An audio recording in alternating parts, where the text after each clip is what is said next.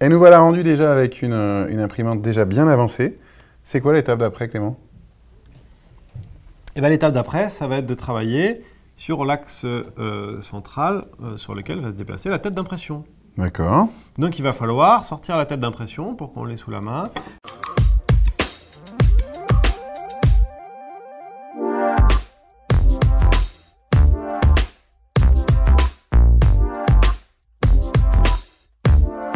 Donc à nouveau un moteur avec une partie préassemblée. Celui-ci, on l'a préassemblé. Pourquoi? Parce qu'on a directement vissé dessus la petite roue crantée qui va permettre d'entraîner le fil. Et donc, on l'a mis parfaitement au bon endroit pour que ce soit plus facile et plus rapide pour tout un chacun. Donc, qu'est-ce qu'on va faire? On va préparer déjà cette pièce-ci avec un Elzan. C'est le même principe que sur le plateau. Donc, on va pouvoir positionner, comme tout à l'heure, on a 2 trous sur le fin de course, on a 2 trous sur la pièce plastique, un petit peu plus grosse.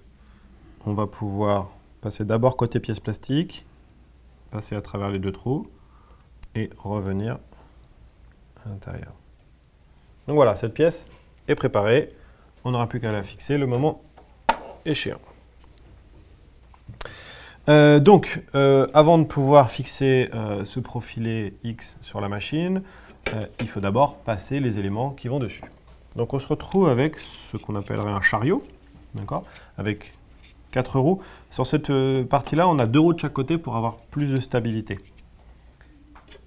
Alors que les autres côtés, on n'a pas besoin puisqu'à chaque fois, on a 2 éléments. Donc on va faire comme d'habitude, on passe délicatement les roues sur le profilé. Et je te laisse constater qu'on a quelque chose de fluide, mais sans avoir de jeu. On a donc 2 pièces différentes dessus. On a une pièce qui est plus épaisse, sur laquelle on a des vis de fixation, qui va venir devant. D'accord? C'est sur cette pièce qu'on va fixer la tête d'impression, et avec les différentes vis de fixation sur les côtés, on va pouvoir fixer la courroie, comme on a fait en dessous, avec exactement le même système. Ensuite, on va avoir donc une pièce de chaque côté. Sur la partie gauche, on va avoir une pièce relativement simple qui va venir prendre en sandwich le profilé et qu'on va venir fixer avec des vis. Et du côté droit, par contre, on a une pièce un petit peu différente qui va contenir des roulements. Et on a un petit sachet avec, comme tout à l'heure, des poulies crantées et une petite vis. C'est là que va passer la courroie, sur le côté droit. Donc on va utiliser ces petites vis-là, elles sont toutes identiques, pour fixer notre axe X. Donc je te laisse faire à gauche avec une vis. Moi, je vais la tenir sur le côté droit. Elles ont... il y a 4 vis, hein, c'est ça? Voilà, alors il faut les visser sans les serrer à fond. On resserrera par la suite. Le but, voilà. Donc ça suffit, 2-3 tours de... On va maintenant pouvoir venir mettre la courroie de cet axe-là, sur le même principe. Donc si on regarde que les fixations se font devant, il faut que la courroie passe derrière le profilé, derrière la pièce plastique, viennent se prendre dans les différentes poulies et repartent.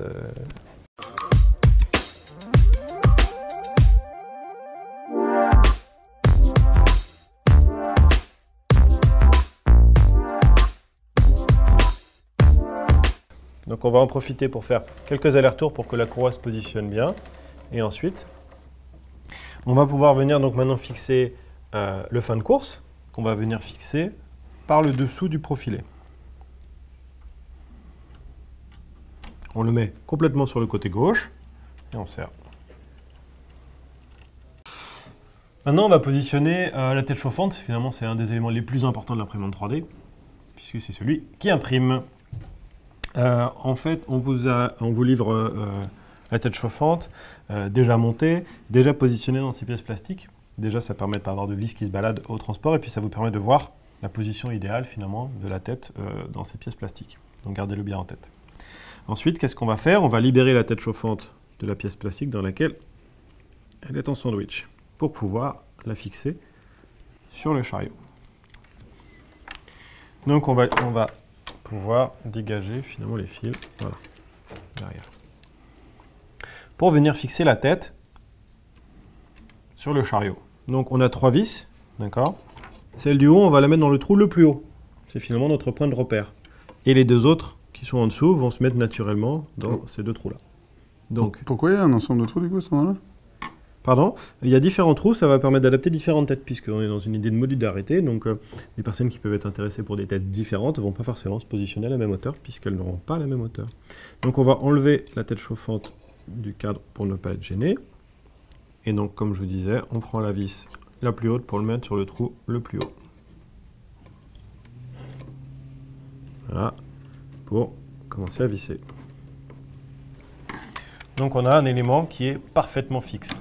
Il faut que la tête soit parfaitement fixée. Donc on va venir remettre la tête dedans avec le ventilateur qui refroidit la tête, enfin le radiateur, sur le côté droit. Ensuite, on vient positionner la pièce qui vient en sandwich, que l'on va venir serrer. Alors tu vas visser un petit peu à gauche, ensuite un petit peu à droite et on va venir resserrer à la fin. Voilà, stop. Maintenant tu viens prendre l'autre dedans, appuie un petit peu. Voilà.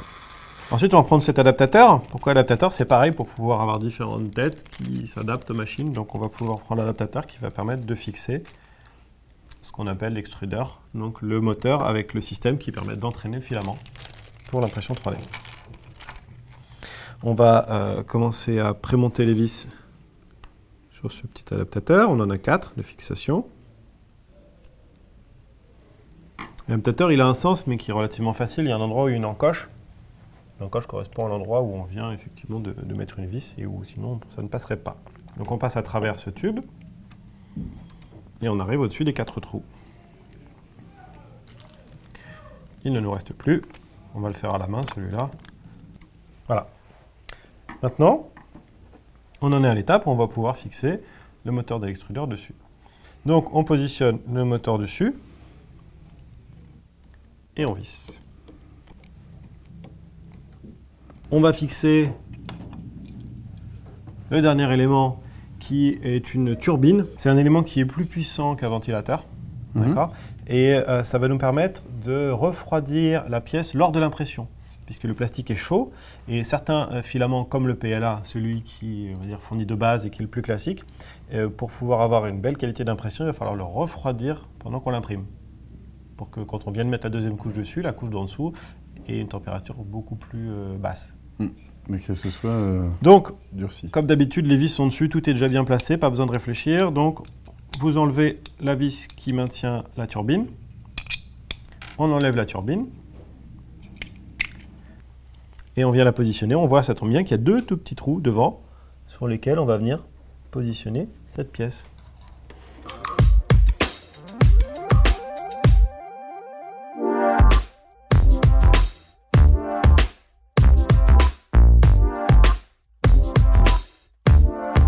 L'élément à vérifier, c'est comme pour le plateau, quand on va déplacer notre tête, il faut qu'on puisse revenir au point 0 sur le fin de course et qu'on entende le petit clic. Donc on se déplace, on voit qu'en tout cas c'est en face d'une pièce plastique. Quand on arrive, ça clique. Donc on a bien monté cette pièce-là, elle est bien en place et on va pouvoir maintenant passer au branchement de l'électronique. Super.